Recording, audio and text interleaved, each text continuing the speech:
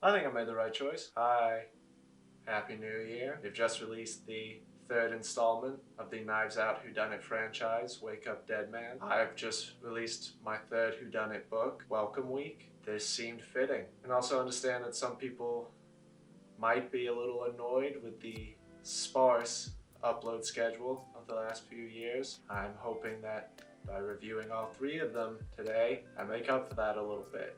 Fingers crossed.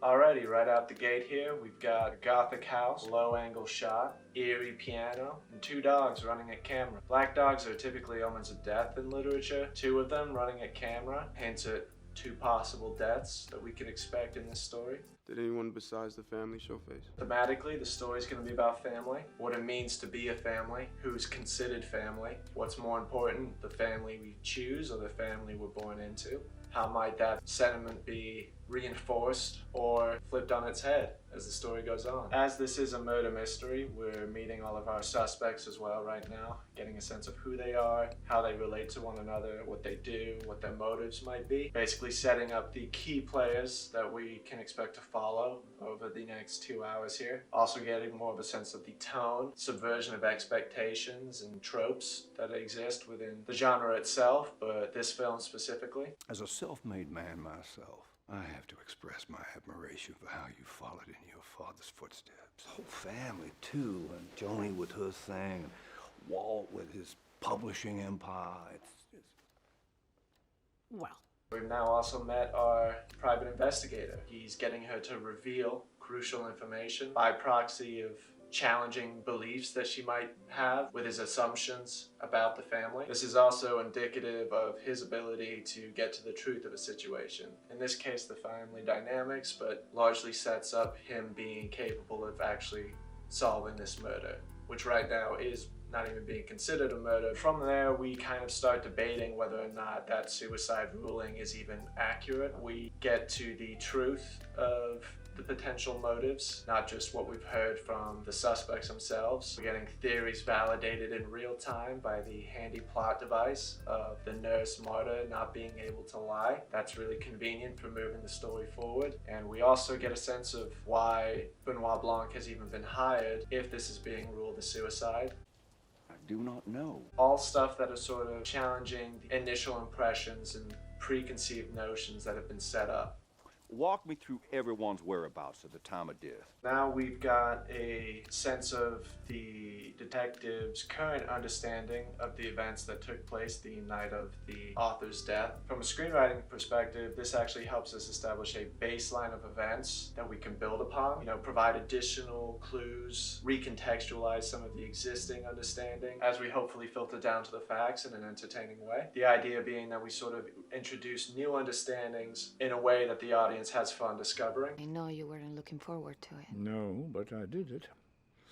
I cut the line on all four of them. So far, the context for this sentence has been specific to certain situations. Given that he's now passed and we're sort of dealing with the aftermath of his death, we are opening up the story to the question of what then happens to everything he's built in his life. Who does that go to if he's cut everybody off? Do we have enough to believe that it could possibly go to Marta, given the nature of the dynamic that's being set up between the two of them? She is both a caretaker for him physically, but largely emotionally, with him being able to go to her as a sort of confidant about these situations. We're also fully into the investigation now, right? We've met all the characters, we've gotten a sense of their motives, what they believe, who they are, what actually happened or seemed to happen, who the killer is, and we're gradually switching up the expectations again, even from what we were looking at in the discussion section between the detectives and the private investigator as the story continues to unfold, up until the moment where we get the biggest switch up in the story so far. Did Harlan tell you he was going to cut you out of the will? Yep. So now we've seemingly answered the last big question from the first act. What was Ransom and Harlan arguing about. We're told in this moment that Ransom knew he was being cut out of the will, suggesting the possibility of him having legit motive for wanting Harlan dead. It coming this late in the game is definitely making him more of a likely suspect to us, but given what we know about what actually happened, we still don't necessarily believe it to be a murder or him to be the prime suspect. It was more of just a mix-up with the medicine. The next 20 minutes are really going to be more of a subversion around the theme of family, with Marta, coming into the inheritance, none of the immediate family actually getting anything in the will reading. We fully flipped that idea on the head now of the title of family is reserved for blood relatives only. This does evidently present new problems for Marta, given where we're at with the idea of how Harlan died at this point in the story. So she's clearly not out of the woods yet, but the story's not over, and we still haven't heard from arguably the most important character.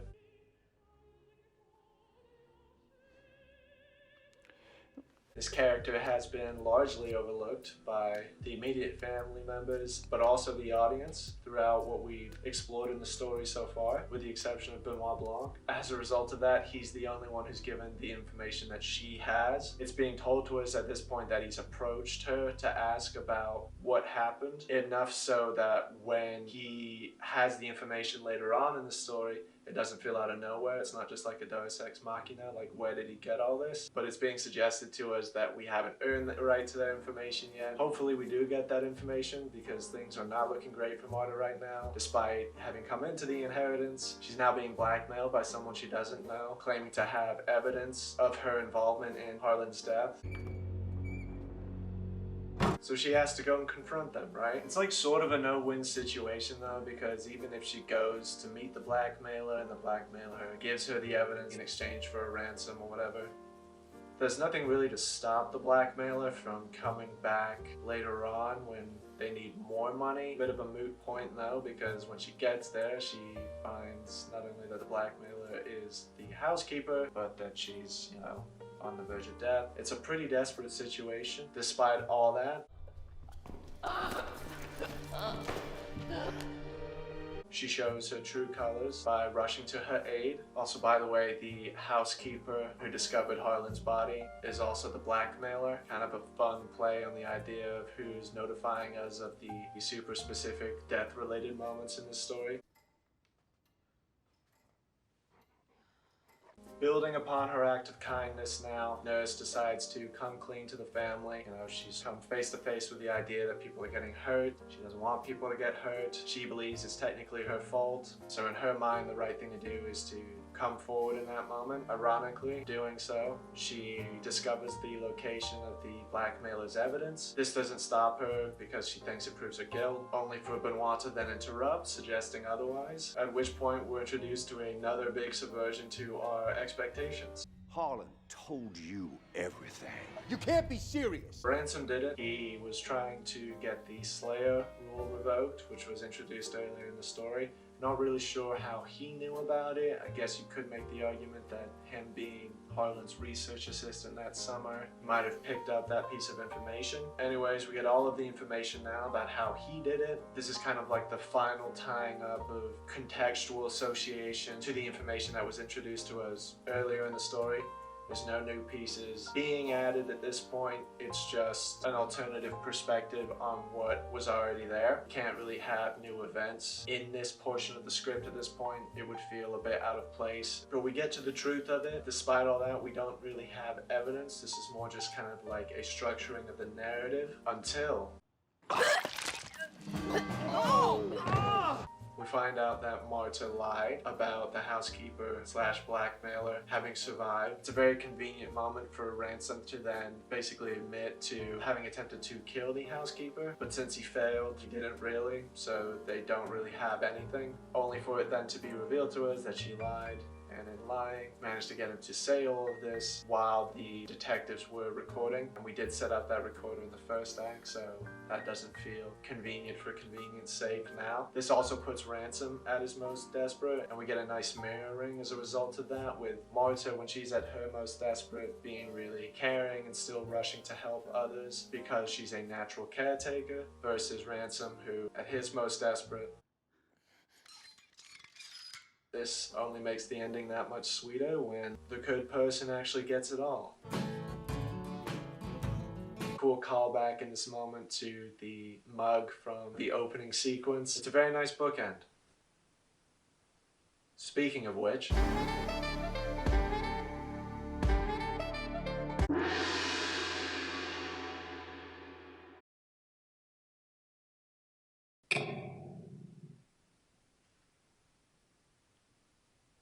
we open with an eerie piano as a white man's knuckles rap against the panels of a black door. A simple suggestion of our favorite Southern detective's re-entry into the franchise's established world. A sandbox of mystery, murder, and mayhem, maintained by a motley crew of menaces, but this time without a message, or perhaps less of a message. A lessage.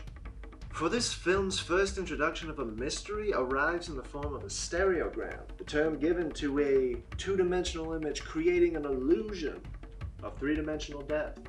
Could it be? Has the successor to the former film foregone its foundation of familial, philosophical furtherings for a fun, dumb loop around the sun?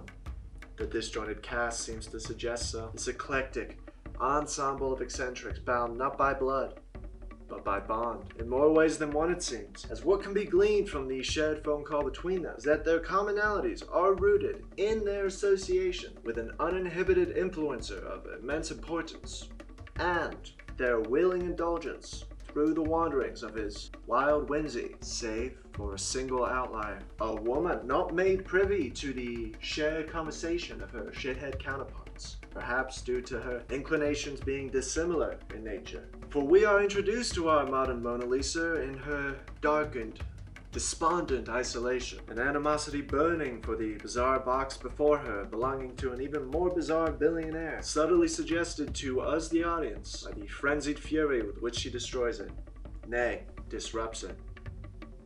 A game changer, a rearranger, a capable stranger, foreshadowing danger for those against whom she stands opposed. And so, as our chaotic crew, Benoit Blanc included, board a beautiful boat, set off from the shores of Greece, cross the Aegean Sea, high spirits and highly questionable chemical compounds inoculating their compositions, we, the audience, find ourselves adrift in an assortment of ambiguity and anticipation. How was it that this heterogeneous gang first began to hang? What circumstances would come to pass that would warrant the re-entry of the evidently estranged emissary of egalitarianism? And why, oh why, has the exclusivity of this yearly tradition been trampled by the foreign footsteps of the foremost sought-after Southern sleuth, Benoit Blanc? Is it simply in the spirit of the weekend getaway's itinerary? A dinner party / game night, in which the gang gathered to engage in warring witticisms as they raced to solve the murder of the mysterious maximalist? Or is there something else afoot? Our hedonistic host's horror at the here and now minglings of heroes and zeros seems to suggest as such. His former friend and business partner was not actually expected to accept her invite and attend, and Benoit Blanc's presence isn't something he can even begin to comprehend. A fact that is revealed to us in the ostensibly ostentatious office of onion-esque ornament in which the film's title finds its origins. Perturbed by his presumptuousness, Blanc promises to prioritize his departure post-haste, but our host will hear of no such humoring on his account, and henceforth decrees that he shall delight in the detective's deciphering discipline of the developing deplorability within his domain. Dun dun dun. Post-pool party, we're privy to the private details of the peer group's personal presentations, pursuits, and perceived purposes, which, while different, do decidedly dish out disruptive dents to the dynamisms by which they can be defined. A similarity celebrated by the seemingly cerebral central force of attraction they collectively encircle. Seemingly. So far. For as soon as circumstance supplies opportunity for snooping, our heroes begin to uncover suggestions of sinister subterfuge. A subtle showcase of the seriousness of thoughtless soliloquy, serving as a subversion of initial statements surrounding the stereogram sender. So, having suffered fools fortunate enough to have found favor with a financial figurehead, we enter the fun of the game night, cocktail hour. A considerable collection of coveted curiosities crowd the architectural creation, curated for confoundment of the convening cast, in the interest of escalating conflict and character evolution. We have classic art, cutting-edge technology with catastrophic capabilities, curious glances, comedy, convenient product placement, and careful, yet creative, climbing through compounding conspiracies, cluttering the clarity of the truth. Before we get there, however,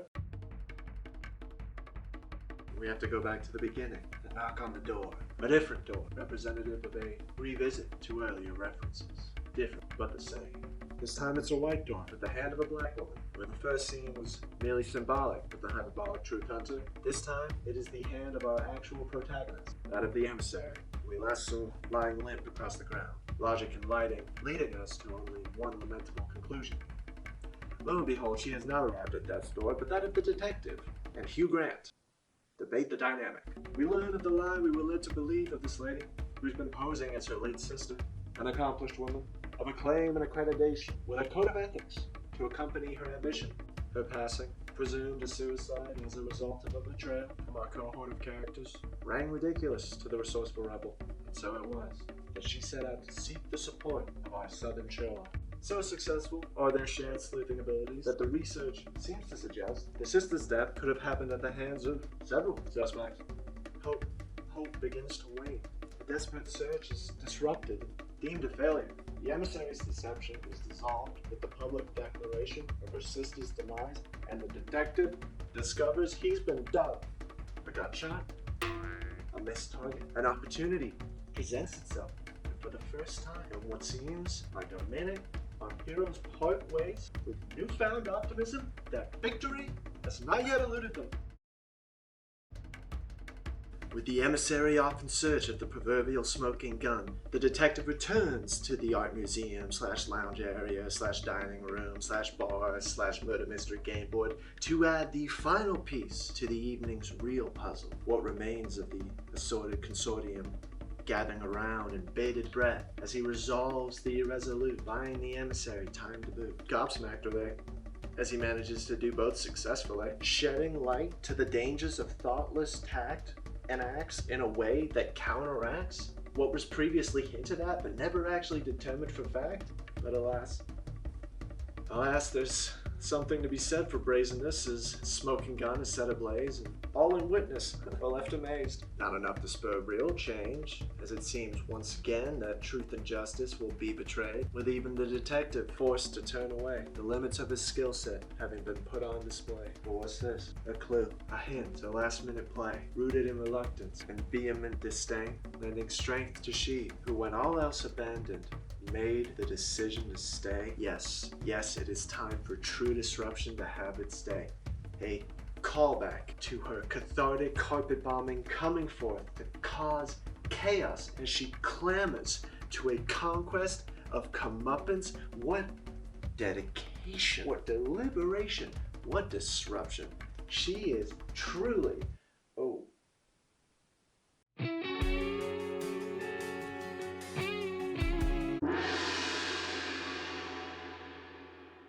How do I change the channel with this? Be honest. Is black a slim in color on me? Oh man. He said you taught him how to sing. You maybe should have gone one size bigger. Oh fuck. Jaywalking ticket? Jaywalking ticket? Jaywalking ticket? Dang man, do you even know what a crosswalk is? I don't really order takeout.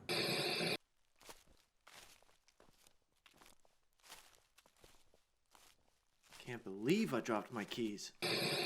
I'm not mad that one of you ate the last cookie, okay? I brought them for the group because that's just the kind of easygoing person I am, but using the leftover crumbs to write oatmeal as butt in the bottom of the tray is just like so disrespectful and doesn't even make any sense. Can you hold the light up closer? I can't see what I'm doing. Is better? No, that's... Wait, where are you? What the hell are you doing over there? I'm helping. How the fuck are you helping from all the way over there? Why aren't you over here? I just get a little scared of the dark sometimes. It wouldn't be dark if you held the light up, Jerry.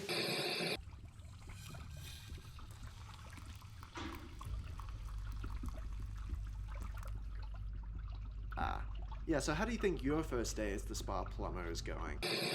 Would the owner of the 2010 PT Cruiser with the bumper sticker Big Pimpin' please come out to the parking lot? Someone's put a lit bag of dog shit through your sunroof.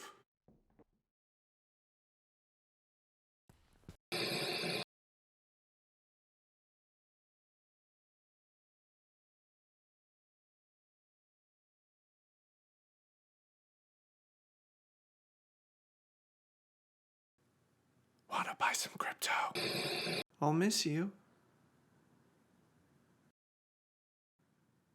Can I get out now?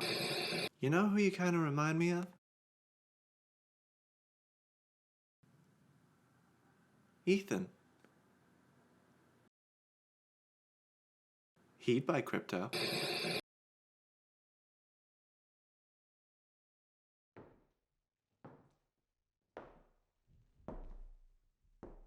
Excuse me, sir, you can't fly that drone in here.